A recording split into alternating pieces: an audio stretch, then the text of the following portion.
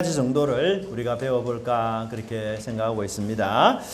첫 번째는 이 베델의 체험을 뛰어넘는 십자가의 체험을 우리 모두가 했다는 사실을 강조하고 싶습니다.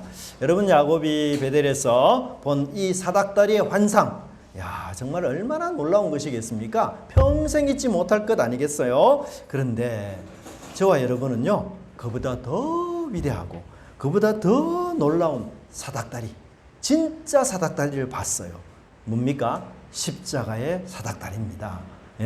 하나님이 야곱에게 보여준 사닥다리는 그림자입니다. 그림자. 그런데 우리는 십자가에서 진짜 사닥다리, 하늘과 땅을 이어주는, 우리 인간이 어떻게 해서 구원을 받을 수 있는지를 보여주시는 진짜 참된 사닥다리, 실체의 사닥다리를 우리는 보게 됐어요. 그래서 우리가 이 베델의 체험을 뛰어넘는 십자가의 체험을 우리가 했다라는 믿음을 우리가 강조하고 있고, 두 번째는 하나님의 이 하란의 하나님께서는 우연의 옷을 입고 야곱 바로 곁에서 동행하셔서 역사하시고 일하시는 분이다라는 사실을 알려주고 있습니다. 28장의 하나님은 막 이 환상 중에 나타나셔서 이 야곱에게 말씀도 하시고 사닥다리도 보여주시고 천사도 오르락내리락 하고, 정말 놀라운 하나님이에요. 근데 29장의 하나님은 조용합니다. 침묵합니다. 그림자입니다. 하나님의 하자도 나오지 않아요, 29장에는. 그런데 하나님이 마침 우연하게 우리 일상생활 속에서 하나하나 간섭하시며 역사하시는 치밀하신, 내비게이션보다도 훨씬 더 현명하시게 일하시는 놀라운 우연의 하나님을 우리가 보게 됩니다. 자, 세 번째는 야곱의 놀라운 변화를 우리가 목도합니다. 이 야곱은 도망자였어요.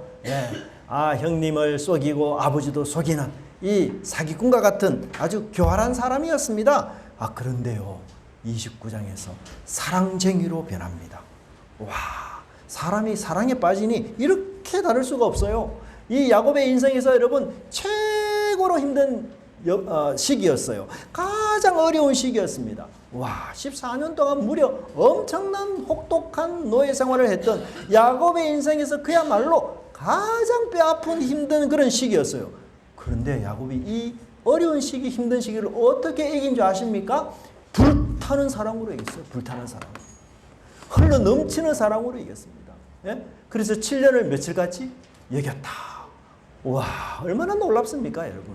그래서 이 사랑쟁이로 변한 이 야곱의 모습을 우리가 한번 살펴보면 좋겠다 생각이 듭니다. 자, 첫 번째는 베델의 체험을 뛰어넘는 십자가의 체험입니다. 우리는 지난주 베델의 하나님께서 하란에서도 역사하신다라는 것을 우리가 배웠습니다. 이 베델의 하나님과 하란의 하나님은 다른 분이 아니에요. 동일한 분입니다. 그런데 일하는 방식이 완전히 달라요.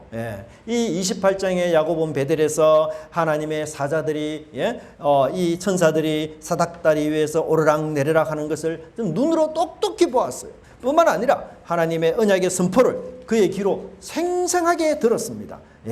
여러분, 이 눈으로 보고 귀로 듣는다, 여러분 굉장히 중요한 거 아닙니까? 보고 들으면 뭐가 됩니까? 목격자가 되는 거예요. 정인이 되는 거예요.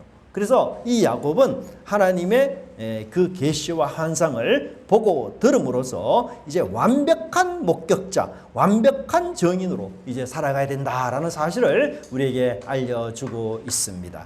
저는 이 야곱에게 이 나타난 베델의 하나님을 보면서 누가 생각이 났는가 하면 이 사울의 하나님, 다메섹 도상에서 사울에게 나타나신 부활하신 주님, 그 하나님이 생각이 났어요. 베델에게는, 야곱에게는 베델의 하나님이라는 이런 놀라운 환상적인 체험이 있었다고 한다면, 사울에게는 다메섹의 하나님이라는 정말 놀랍고도 위대한 그 환상의 체험이 있었습니다. 여러분, 정말 잊지 못할, 잊을 수가 없는 그런 놀라운 체험들입니다. 그래서 야곱, 이 바울 같은 경우는 사도행전에서 설교할 때에 무려 3번이나 내가 다메섹 도상에서 하나님을 만났다라는 사실을 이야기할 만큼 정말 잊을 수가 없는 그런 체험이었습니다. 여러분 근데 정말 우리 삶 중에서도 이런 체험이 좀 있었으면 좋겠다. 나도 이 야곱처럼 환상도 좀 보고 하나님 하시는 말씀도 좀 듣고 다메섹처럼 좀 눈이 멀지는 않지만 그래도 그런 놀라운 체험을 좀 했으면 좋겠다. 우리가 이런 생각을 많이 하지 않습니까? 저도 그럴 때가 있어요. 막 신앙 열심히 생활하고 이럴 때 하나님 야곱에게는 보여주시는데 왜 내게는 안 보여주십니까? 야곱에게는 들려주시는데 왜 내게는 안 들려주십니까? 하나님 저 미워하는 겁니까? 막 이렇게 따지기도 하지 않습니까? 예, 그런데 여러분 절대로 그렇지 않습니다. 이 베델의 체험, 그 다음에 다메섹의 체험을 능가하는 하나님의 아주 위대한 사건이 있어요. 그럼 우리 모두에게 이미 보여주시고 들려주신 하나님의 위대한 사건, 그게 뭡니까? 바로 십자가의 사건이다. 그렇게 이야기할 수가 있어요. 여러분, 이 십자가의 사건을 믿는 자들은 베델의 체험, 다메섹의 체험, 그 이상을 한 사람들입니다. 십자가의 사건이 내 눈앞에 눈을 감으면 언제라도 우리 주님이 그 갈보리산에서 십자가를 지고 돌아가신 그 사건의 그림이 내 눈에 생생하게 그려지고 보인다면, 그리고 돌아가시면서 하셨던 말씀 다 이루었다 엘리 엘리 나바 사박다니라고 외치면서 그 7마디의 말씀을 늘 기억하는 사람은 우리 모두는 이미 베델의 하나님을 만난 것이고 이미 다메섹의 하나님을 만난 것이에요. 여러분, 베델의 하나님, 다메섹의 하나님은 우리를 어디로 인도하십니까? 최종적으로 십자가로 인도하시는 위대한 하나님이십니다.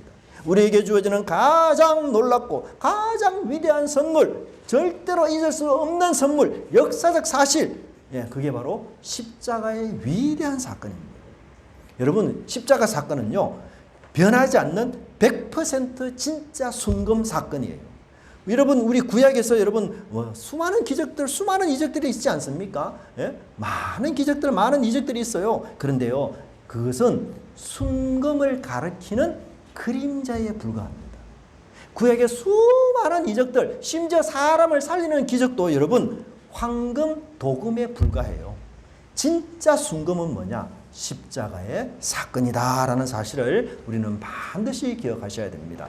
그래서 여러분, 내게는 베델의 환상이 없구나, 낙심하지 마십시오. 바울처럼 눈이 멀어지는 이 다메섹의 강렬한 체험이었구나, 위축되지 마십시오. 우리 눈과 귀를 사로잡는 2000년 전 골고다 언덕 위에 일어난 그 사건, 예수님의 그 십자가 사건만 우리가 기억하고 잊지 않고 있다면 여러분, 이 세상 어떤 풍파에서도 결코 흔들리지 않는 그런 완벽한 베델의 하나님을 만났다는 것을 꼭 여러분 기억하시기를 간절히 바랍니다. 베델의 환상보다도 더 명확한 십자가를 보고 들었으니 여러분, 저와 여러분이야말로 정말 우주에서 가장 확실한 은혜의 목격자요, 또한 복음의 증인들이다라는 사실을 기억하십시오. 야곱 부러워할 필요 없어요. 야곱이 오히려 우리를 부러워합니다. 야, 니네들은 어떻게 그 십자가의 놀라운 기적을 그렇게 믿고 목격하고 보았느냐. 아브라함이 나의 때를 볼 것을 보고 기뻐하였다, 그렇게 말하지 않았습니까? 예수님께서. 그러니 여러분, 우리의 이 십자가의 사건을 더더욱 여러분 마음속에 꼭 간직하고 새기시기를 간절히 바랍니다. 여러분, 임신한 부부들이 이 처음에 태아를 이 초음파로 이렇게 검사하는 장면을 보지 않습니까? 그럴 때 이 태아를 보면서 정말 벅찬 감격을 할 것입니다. 이 흑백 화면에 아이가 희미한 윤곽이 이렇게 보이지 않습니까? 그리고 손가락이 보이고 발가락이 보이고, 그리고 쿵쾅거리는 이 심장 소리가 기계를 통해서 이렇게 들릴 때 부모는 그 소리를 들으면서 정말 너무너무 신기하고, 감격의 눈물을 흘릴 만큼 진짜 생명이 내 속에 지금 있구나, 얼마나 여러분 감격적이겠어요. 근데 이게 8주차입니다. 8주차. 이 8주차인데 여러분, 이 초음파의 감격이 뭐냐? 바로 창세기 28장에 나오는 야곱의 베델의 경험이에요. 야곱의 베델의 경험은 초음파의 이 검사 사진과 똑같은 겁니다. 완벽하지 않다는 거죠. 근데 여러분, 3D, 4D 기술로 그냥 아이 얼굴을 입체적으로 완전히 보여준다 해도 태어난 아이를 직접 보고 직접 품에 안는 것 비교할 수 있겠습니까? 없겠습니까? 예, 절대로 비교할 수가 없습니다. 예. 그래서 아기를 출산하면 여러분 처음 바라본 이 태아의 아기 사진은 뒤로 하고 출산한 우리 아기의 예쁜 얼굴 생얼을 찍어서 이렇게 여러분 올리지 않습니까? 예? 예. 여러분 진짜 위대한 기적은요, 진짜 숨이 멎을 듯한 그 감격은 아기의 초음파 사진이 아니에요. 캄캄한 뱃속을 찍고 나와서 피투성이가 된 채로 응애하며 첫 울음을 터뜨리는 그 뜨거운 핏덩이를 안는, 내 가슴에 안는 그 순간, 내 피부에 닿는 그 진짜 생명을 안는 순간, 야, 그 모든 우주를 다 아는 듯한 감격을 우리가 누리지 않습니까? 예, 여기 이 아이의 정인이 지금 있지 않습니까? 우리 성애자매, 예성자매 죄송합니다. 예성자매. 예, 이 준서예요, 준서. 여러분, 제가 일부러 어제 저녁에 좀 달라 했습니다. 야, 정말 저는 그런 생각이 들어요. 야, 이 초음파를 통해서 야곱은 초음파를 통해서 예수님을 봤어요. 그냥 사닥다리 넘어 들리는 약속의 음성을 야곱은 그냥 들었을 뿐입니다. 그런데 여러분, 신약 시대를 살아가는 우리는 달라요. 희미한 환상, 그림자가 더 이상 아닙니다. 2000년 전 십자가에서 나를 위해 살을 찢고 피와 물을 쏟으신 그 실체 되신 예수 그리스도, 그 품에 우리가 덥석 안겨서 우리 주님이 그래 너는 내 자녀야, 내 아들이야, 내가 세상 끝날까지 너와 함께 할 거야 라고 약속하신 그 주님이라는 사실입니다. 요한은 뭐라고 말합니까? 내가 예수님을 눈으로 보고 손으로 만진 바가 되었다. 와, 얼마나 놀라운 표현들을 하고 있습니까? 여러분, 야곱이 본 베델의 환상이 위대합니까? 아니면 오늘 우리가 가슴에 품고 있는 이 피 묻은 십자가 복음이 위대합니까? 십자가 복음이 훨씬 위대한 것입니다. 그러니 이 십자가의 베델을 품고 여러분 세상을 향해 전진하십시오. 하란을 향해 전진하십시오. 하나님께서 왜 우리에게 이 십자가의 베델을 경험하게 하셨을까요? 예.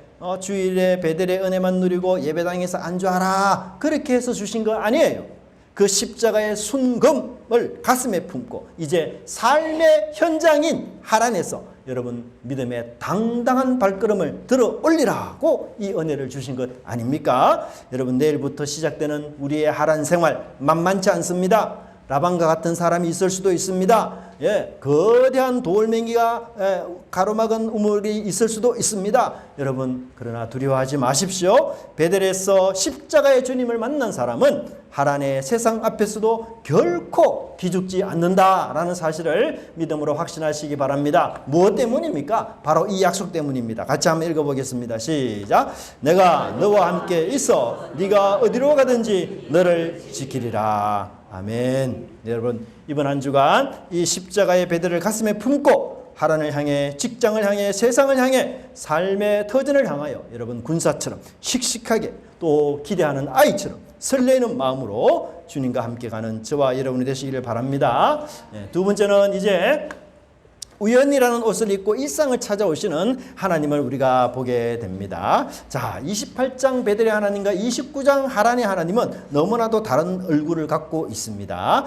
29장의 하란의 하나님은 침묵하고 계십니다. 숨어 계십니다. 뒤에서 조용히 그림자처럼 움직이시는 하나님입니다. 29장에서 보면 야곱의 활동만 잔뜩 나오고 있어요. 야곱의 행동이 나오고 야곱의 말이 나옵니다. 마치 야곱이 주연인 것처럼 그렇게 보입니다. 하나님 말씀 단 한마디도 나오지 않습니다. 그런데 여러분, 그 앞전 28장은 어떻습니까? 베델에서 하나님이 주인공이에요. 하늘 문을 열고 직접 사닥다리로 나타나 말씀하신 그 하나님이 28장 베델의 하나님의 주인입니다. 그런데 29장 야곱이 도착한 이 하란의 땅 속에서는 하나님이 침묵하십니다. 하지만 우연이라는 옷을 입고 야곱의 발걸음 세미하게 하나하나 인도하시는 놀라운 하나님을 우리가 여기서 만나게 됩니다. 여러분, 29장 1절부터 6절의 말씀을 보십시오. 하란에 도착한 이 야곱의 하루를 여기서 기록하고 있는데 마침 우연, 너무너무 신비한 손길로 하나님이 역사하셨어요. 800km나 된 먼 거리를 마침내 도착한 이 하란 땅에 여러분, 야곱이 수많은 우물 중에서도 어느 우물가에 도착했습니까? 거기는 또 마침 목자들이 모여 있다고 이야기합니다. 그런데 놀랍게도 그 목자들이 또 하란에서 왔다고 하고 있어요. 29장 4절 보십시오. 야곱이 그들에게 이르되 내 형제여 어디서 왔느냐? 그들이 이르되 하란에서 왔노라.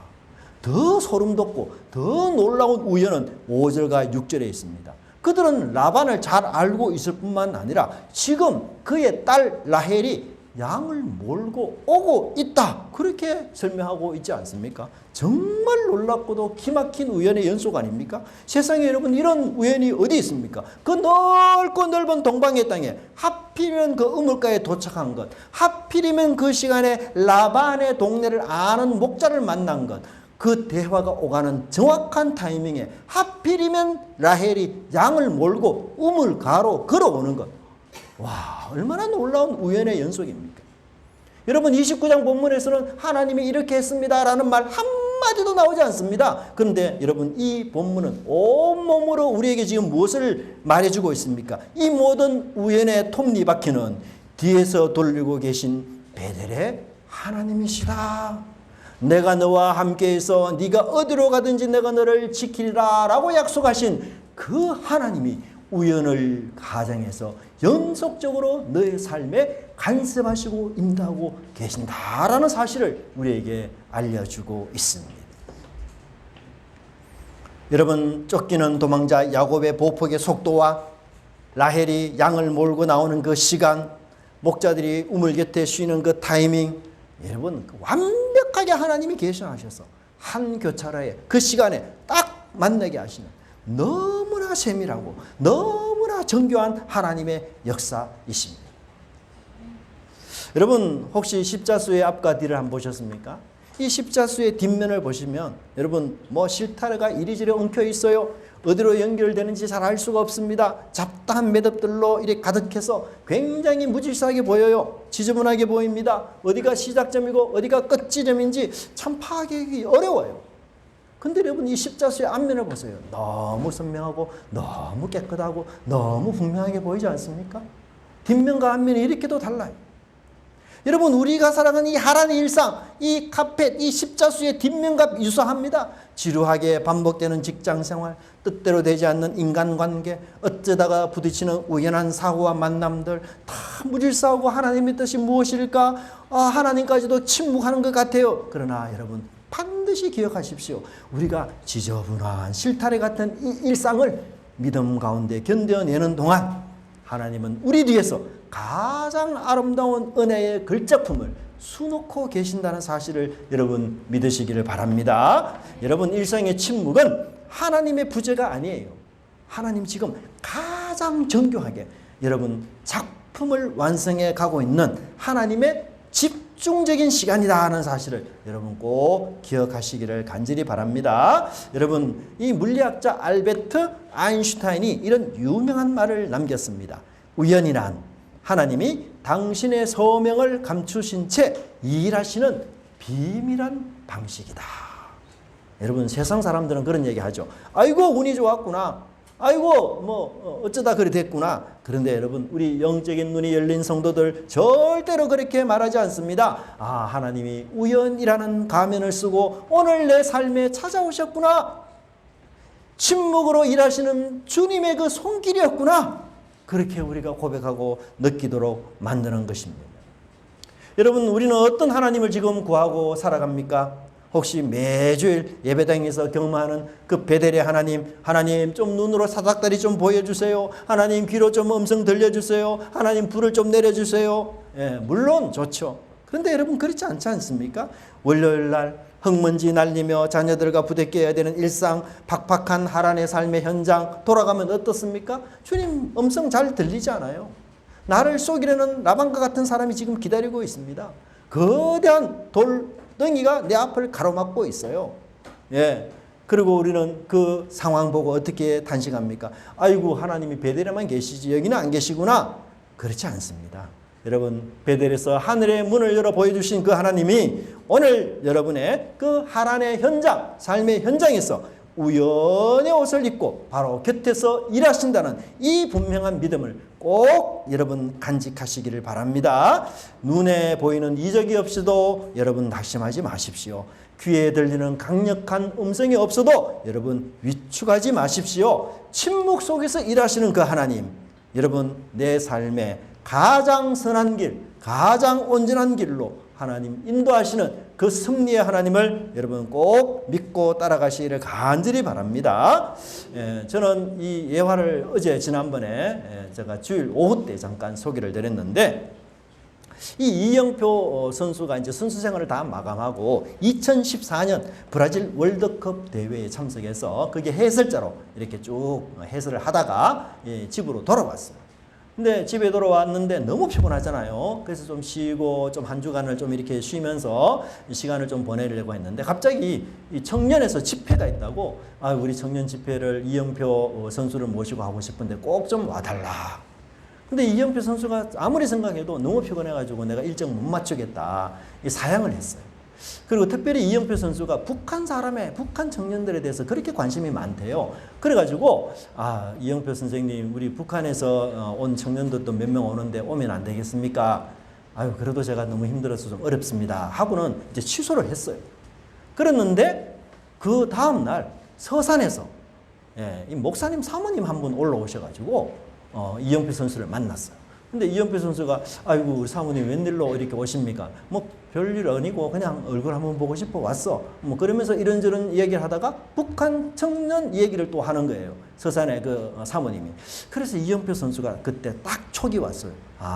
하나님이 이 집회에 나가서 말씀을 전하라는 신호구나. 그래서 이분이 다시 그 청년에게 전화를 걸었습니다. 제가 다시 좀 일정을 조율해서 참여하겠습니다. 그렇게 말해가지고 그 청년 집회에 이영표 선수가 갔어요. 근데 한 수백 명이 모였죠, 청년들이. 근데 이 이영표 선수가 막 말씀을 전하는데 어떤 한 여청년이 막 그렇게 계속 우는 거예요. 근데 내중에 알아보니 그 여청년이 자기 마음속에 하나님, 제가 이영표 선수 정말 한번 만나면 하나님이 살아계신 거 저 확신하겠습니다. 이영표 선수 한번 좀 만나게 해주세요. 그런 기도를 계속하고 있었다는 거예요. 그런데 그 순간에 그 이영표 선수가 자기 눈앞에 이렇게 실물로 와 있을 줄은 꿈에도 몰랐던 거죠.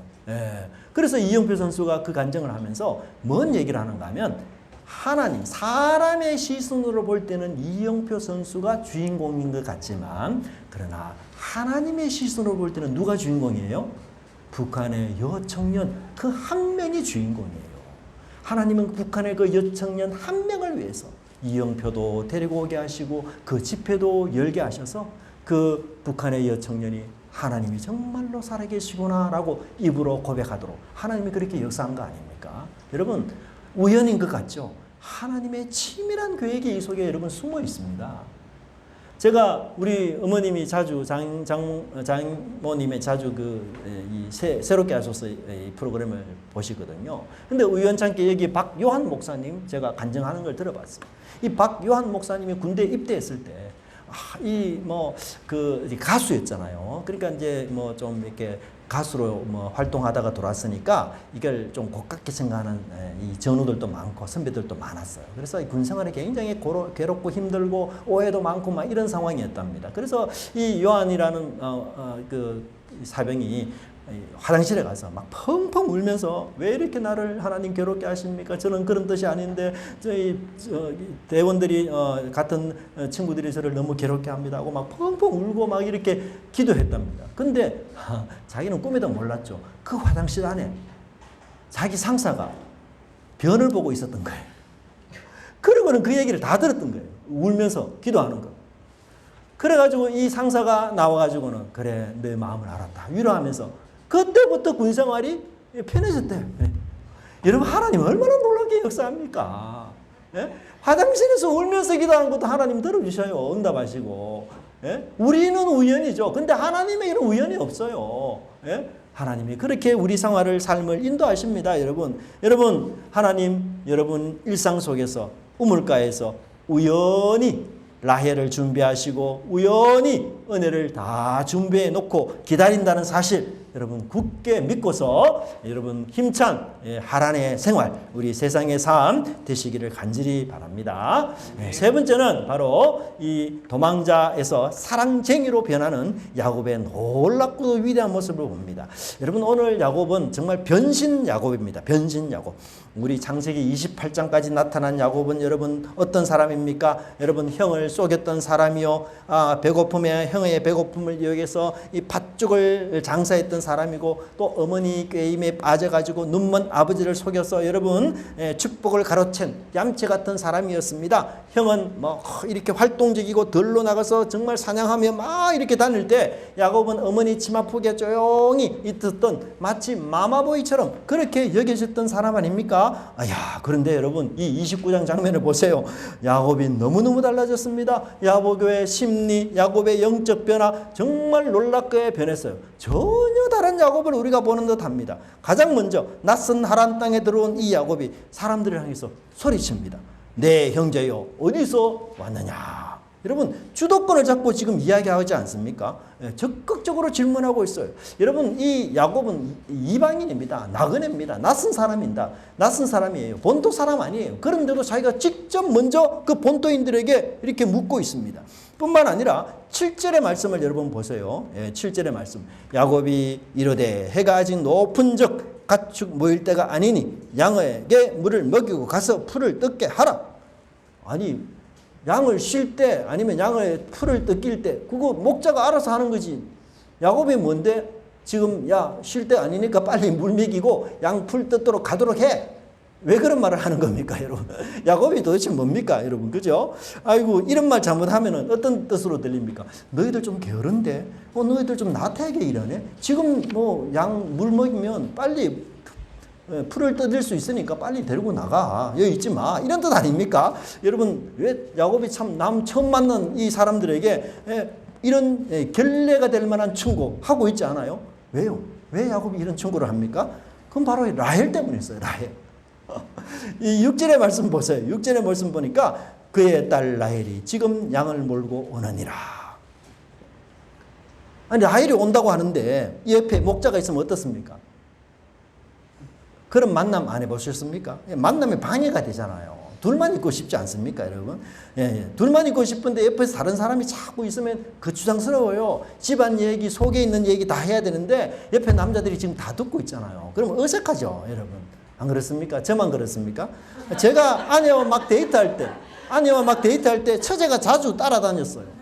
저는 둘만 있고 싶은데 처제가 자꾸 따라다니지 분위기도 파악 못하고 막 데이트 방해하고 자기는 막 우리 처형 좋다 뭐 이렇게 생각하는 데는데 사실 저는 아니거든요.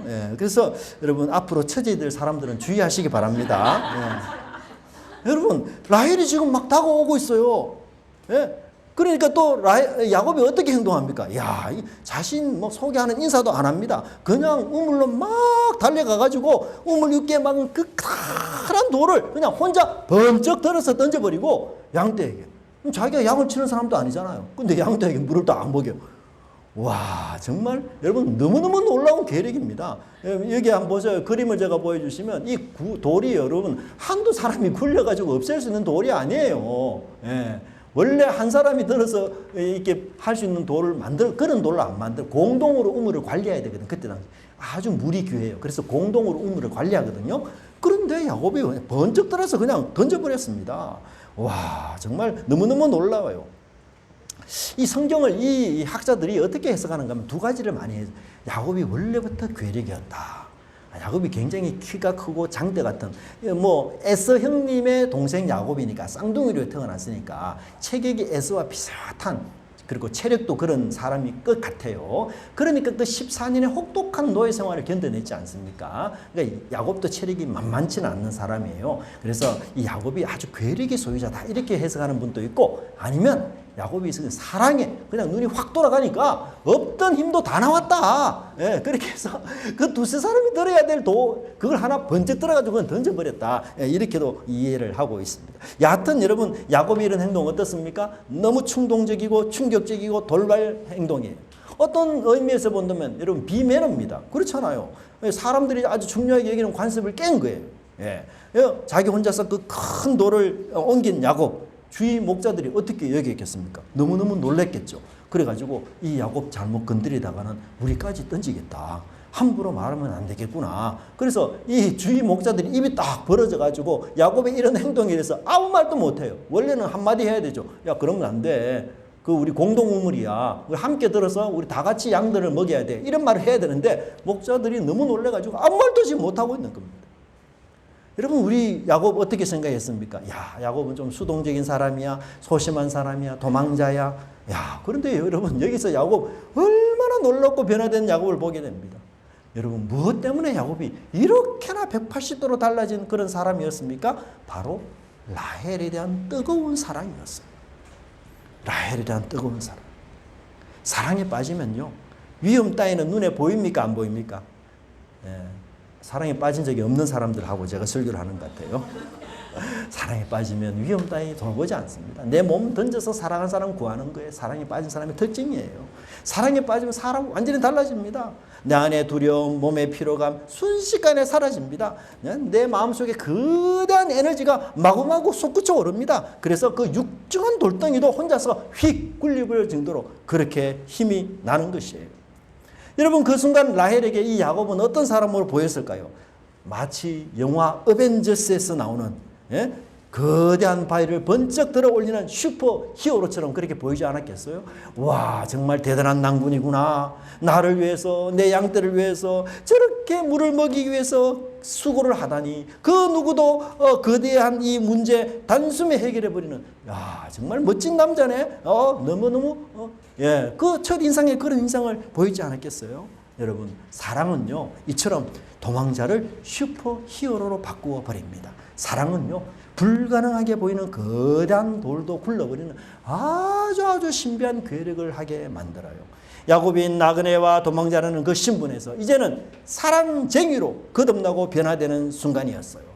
누군가를 위해서 이제는 땀을 흘리고 무거운 돌도 굴러내는 이제 책임지는 남성으로, 생명을 돌보는 목자로 이제 야곱이 새롭게 탄생하고 있는 순간이었습니다. 여러분, 라반에게는 레아와 라헬 두 딸이 있었어요. 이 레아는 언니였고 라헬은 동생이었는데, 야곱은 이미 누구를 더 사랑하고 있었습니까? 네, 동생 라헬을 더 사랑하고 있었습니다. 이 17절에 두 자매를 이렇게 소개하고 있습니다. 레아는 시력이 약하다.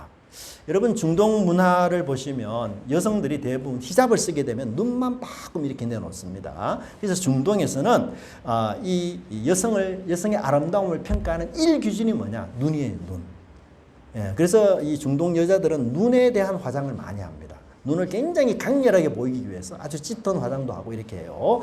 근데 그 여성 중에 가장 중요한 기준은 이 눈의 생기였어요. 생기. 눈이 반짝반짝 빛나고 아주 생기 있는 여성. 이런 여성들이 아주 아름다운 여성으로 이렇게 대접을 받았어요. 근데 이 레아는 눈이 좀 부드럽다 이런 뜻이에요. 막 그렇게 강렬하고 막 이렇게 그렇진 않고 좀 부드러운 눈을 가진 이런 여성이었다라고 말합니다. 그런데 여러분, 라헬은 어떻습니까? 곱고 아리답다.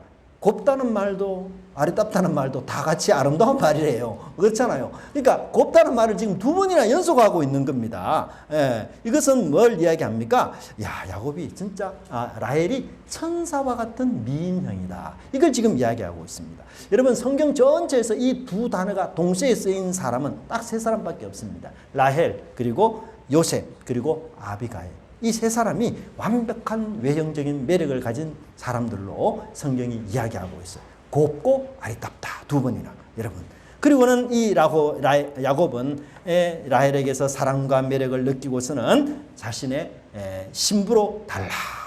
그 대가로 무려 몇 년을 봉사하겠다고 이야기합니까? 7년을 봉사하겠습니다.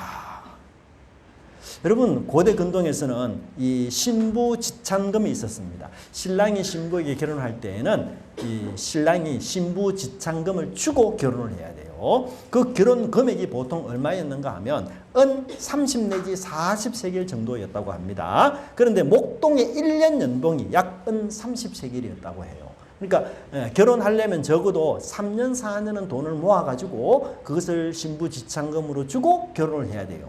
근데 여러분, 야곱은 몇 년 제한을 노동으로 제한했습니까? 7년입니다. 몇 년만 하면 돼요? 사실은 3년만 하면 돼요. 그죠? 근데 7년을 제한해요. 이게 뭡니까? 2배나 넘는 어마어마한 대가예요. 이거는 있을 수 없는 그런 제한입니다. 바보 같은 협의서예요. 그런데 여러분, 야곱이 라헬을 사랑하니 이런 것도 뭐 괜찮다? 그래서 7년을 봉사하고 있습니다. 그러면서 성경 본문 20절에는 가장 아름다운 본문을 우리에게 말해주고 있습니다. 다 같이 한번 읽어보겠습니다. 시작. 야곱이 라헬을 위하여 7년 동안 라반을 섬겼으나 그를 사랑하는 까닭에 7년을 며칠같이 여겼더라. 참 놀랍습니다. 이기적이고 자기만 아는 이 야곱이 한 여인을 사랑하게 되니 7년을 머슴 생활하면서 봉사해도 아깝지 않다. 인내의 사람이 되었습니다. 여러분, 이 인간적인 사랑도 여러분 정말 무기력을 깨우고 고난도 가볍게 여기는 강력한 에너지가 되지 않습니까? 고된 훈련, 노동, 사랑이라는 불꽃으로 능히 다 감당할 수 있고 정말 7년을 며칠처럼 이렇게 압축되는 영적, 심리적 그것이 바로 사랑에서 비롯되는 것임을 우리가 알 수가 있습니다. 이 야곱의 마음속에 우러나오는 이 라헬을 향한 사랑, 이것은 고난의 마취제요, 삶의 원동력이었던 것입니다. 여러분, 과학 역사상 가장 위대한 발견 중 하나인 알베르트 아인슈타인이 상대성 이론을 이야기했는데 그 사람이 이 이론을 아주 쉽게 이렇게 이야기합니다. 여러분, 뜨거운 난로 위에 손을 얹고 1분을 있어 보십시오. 1시간처럼 길게 느껴질 것입니다. 하지만 아름다운 여인과 1시간을 함께 앉아 있어 보십시오. 단 1분처럼 짧게 느껴질 것입니다. 이것이 바로 상대성 원리다. 어떤 분은 예배 시간이 너무 길다. 어떤 분은 예배 시간이 너무 짧다. 알아서 판단해 주시기 바랍니다. 그 시간은 뭐예요? 시간은 여러분 바늘처럼 기계적으로 흐르는 게 아니에요. 우리 마음의 상태에 따라서, 우리가 무엇을 사랑하는지에 따라서, 우리가 어디에 목적을 두는지에 따라서 시간의 밀도는 완전히 달라진다는 것을 이야기하고 있습니다. 사랑하는 성도 여러분, 야곱을 보십시오. 야곱의 7년은 노예 생활이 아니었어요. 라헬을 얻기 위한 기꺼이 땀을 흘리는 가슴 벅찬 시간, 환희의 시간, 기쁨의 시간이었습니다. 저녁 늦게까지 노동하고 돌아왔는데 라헬의 얼굴 한번 보면 그 모든 수고가 다 씻겨나가는 그런 사랑이었어요. 그런데 여러분, 우리 영혼의 라헬은 누구이어야 합니까? 바로 우리를 구원하시고 우리를 구속하신 예수 그리스도가 우리 영혼의 라헬이 되어야 된다는 것입니다. 여러분, 우리가 직장에서 땀을 흘리는 단순한 이유는 돈을 벌기 위함이 아니에요. 내게 맡겨준 사랑하는 가족을 지키기 위해서, 하나님 나라를 세우기 위해서, 거룩한 제사장의 직무를 내가 감당하기 위해서, 그렇게 여러분 우리가 사랑으로 살아가야 됩니다. 예수님은 먼저 우리를 위해서 얘야 내가 너를 위하여 내 목숨 내어놓는 것 며칠같이 그렇게 여겼다, 그렇게 말씀하시는 우리 주님의 그 놀랍고도 다음이 없는 사랑, 이걸 우리가 깊이 묵상하면서 우리도 그 주님을 위해서 헌신하고 봉사하는 그 일에 며칠같이 익히며 여러분 기쁨으로 봉사하고 감당하는, 그래서 질병과 고통마저도 넉넉히 감당하는 저와 여러분의 삶이 되기를 간절히 바랍니다. 예수님을 깊이 사랑하는 까닭에 고난도 환난도 질병도 며칠같이 여길 수 있는 그런 믿음의 사람들 다 되시기를 간절히 바랍니다. 이 시간 우리 함께 찬양하면서 하나님께 나갔으면 좋겠습니다.